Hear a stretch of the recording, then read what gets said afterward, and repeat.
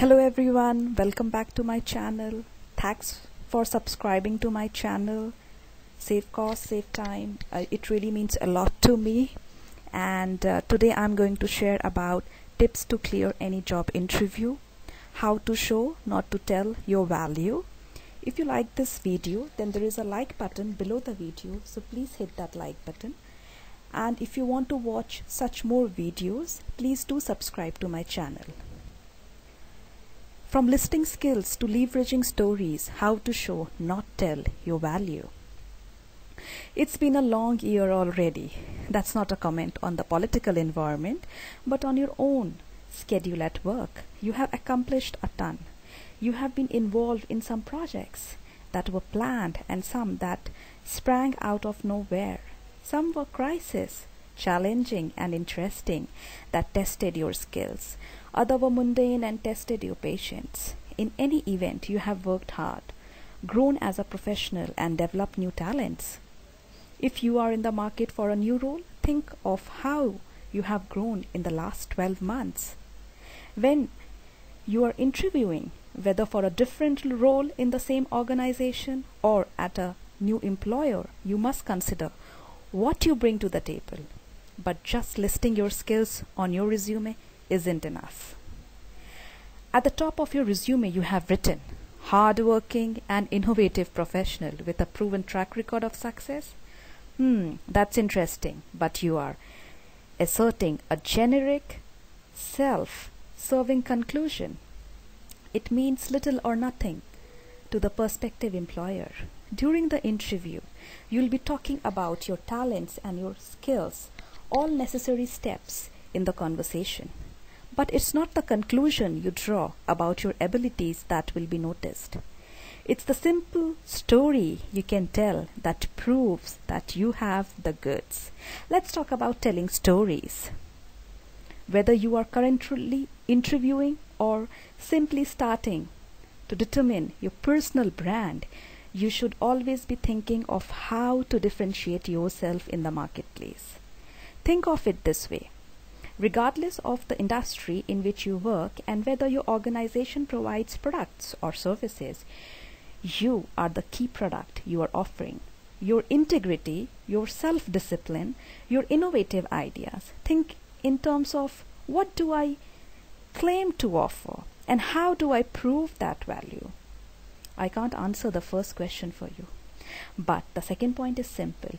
You prove your value through the stories of your accomplishments. Stories resonate with us more than facts. Stories are tricky, too short and they don't make the point, or are too vague. Too long and they are boring and pedantic.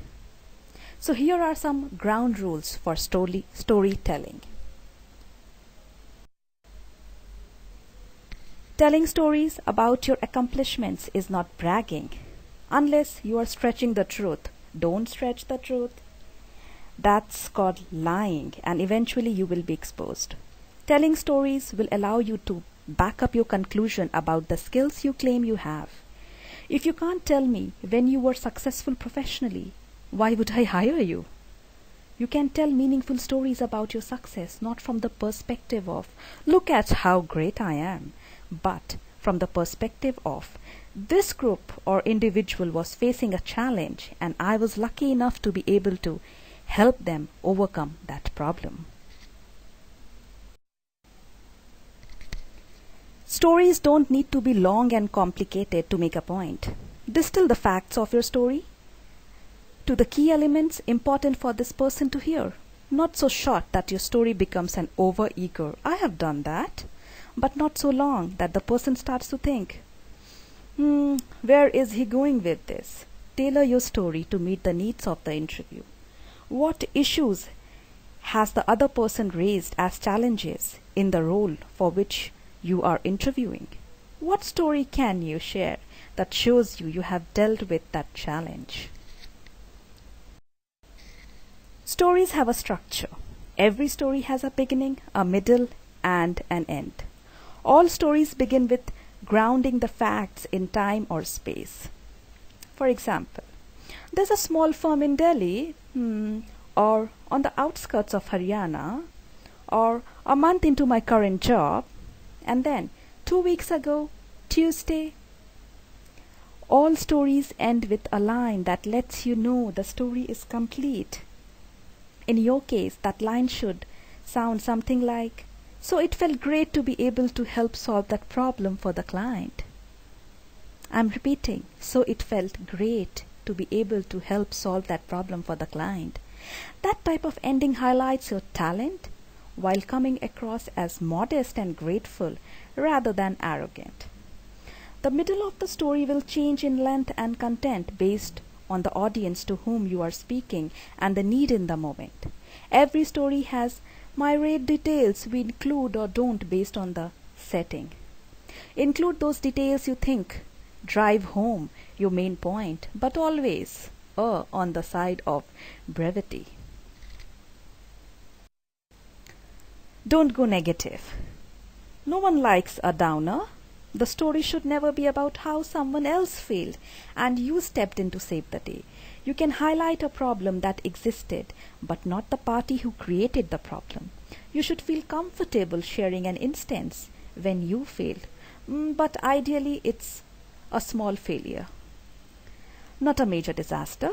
And even then, the focus of the story is about how you made things right in the end, not about beating yourself up over personal failing.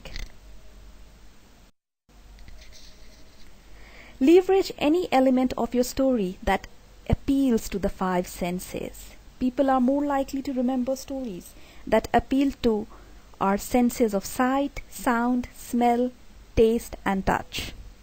The interviewer isn't just assessing you in the abstract. She or he is assessing you in comparison to many other candidates. The more memorable your story, the more likely you will be remembered. So I'll just share an instance. Last month I was discussing with my friend who is a senior associate at a firm who was on a cusp of making partner. She's a small and smart attorney with excellent technical skills, but her quiet demeanor was keeping her from standing out as a strong client relationship person. As we sat at the massive table in the coffee shop, she shyly commented that she didn't have any stories to tell, which I flatly refused to believe. You don't work long, hard hours for 10+ years without having lots of stories. It only took a few questions about her work life to help her realize that every client she has helped, every project she has worked on, every pro bono matter she has handled, all provided instances of her success. Each provided ample material for a story about the different talents she brought to bear to help the firm. Once she started seeing those moments in terms of stories, she was able to convey her value with much greater confidence. Her voice became stronger and her body became more animated. She simply became more convincing. You can too. These were just few pointers to keep in mind as you hone your own stories about your professional success while you look to the new and different opportunities in the workforce. So, best of luck. Influence the interviewer by storytelling. And if you like this video, do subscribe to my channel and hit the like button. The like button and subscribe button is below this video. Thank you. Wish you all the best. Bye.